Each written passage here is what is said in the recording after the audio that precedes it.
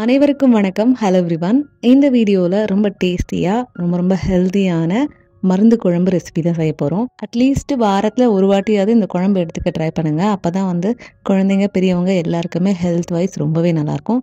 இது ரொம்ப சிம்பிளாக எப்படி செய்யுதுன்னு பார்க்கலாமா?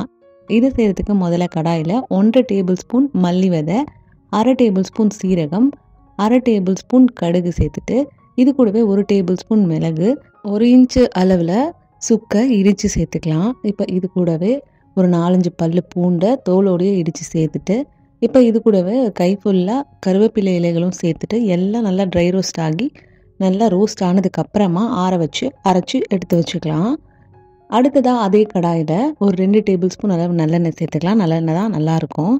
இது கூட ஒரு 1/4 டீஸ்பூன் கடுகு, 1/4 டீஸ்பூன் சீரகமும் சேர்த்துட்டு கொஞ்சமாக வெந்தயம் சேர்த்து இது கூடவே கருவேப்பிலையும் சேர்த்துட்டு ஒரு மீடியம் சைஸ் அளவு உள்ள வெங்காயத்தை பொடியாக நறுக்கி சேர்த்துக்கலாம். இது நல்லா வதங்கினதுக்கு அப்புறமா ஒரு மீடியம் சைஸ் அளவு தக்காளியை சின்ன சின்னதாக கட் பண்ணி அதையும் சேர்த்து நல்லா வதக்கிக்கலாம்.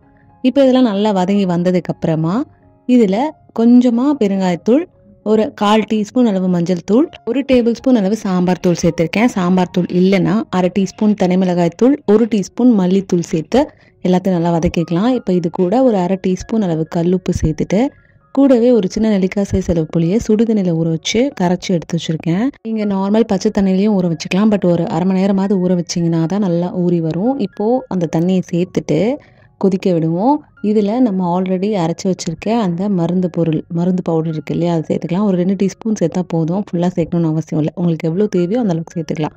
பொடியை நீங்கள் பல்காக செஞ்சு ஒரு ஏர்டைட்டான பாக்ஸில் ஸ்டோர் பண்ணி ஃப்ரிட்ஜில் வச்சிட்டிங்கன்னா எப்போ வேணாலும் நீங்கள் யூஸ் பண்ணிக்கலாம். இந்த குழம்பு நீங்கள் எப்போ வேணாலும் செஞ்சுக்கலாம்.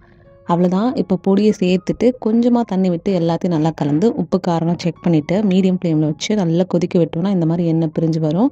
எண்ணெய் பிரிஞ்சு வந்ததுக்கப்புறமா கொத்தமல்லி கருவேப்பிலை இலைகளை தூவிட்டு எடுத்து சர்வ் பண்ண வேண்டியதான். இது கொஞ்சமாக போட்டுக்கிட்டாலே போதும். இது 3 பேருக்கான அளவு. ஏன்னா நம்ம நிறைய ஊற்றி சாப்பிட மாட்டோம். இது திக்காக இருக்கிறதுனால ரொம்ப டேஸ்டியாக இருக்கும். கொஞ்சமாக நல்லெண்ணெய் விட்டு சாப்பிட்டிங்கன்னா இன்னமும் அருமையாக இருக்கும். ரொம்பவே சிம்பிளான ரெசிபி தான். ஆனால் உங்களுக்கு ஹெல்த் பெனிஃபிட்ஸ் பார்த்தீங்கன்னா இது ரொம்ப அதிகம். கண்டிப்பாக நீங்களும் இதை ட்ரை பண்ணி பார்த்துட்டு எப்படி இருந்துச்சுன்னு கமெண்ட்டில் சொல்லுங்கள். அப்படி மறக்காமல் நம்மளோட சேனலை சப்ஸ்கிரைப் பண்ணிக்கோங்க. இந்த பதிவை பார்த்ததுக்கு நன்றி.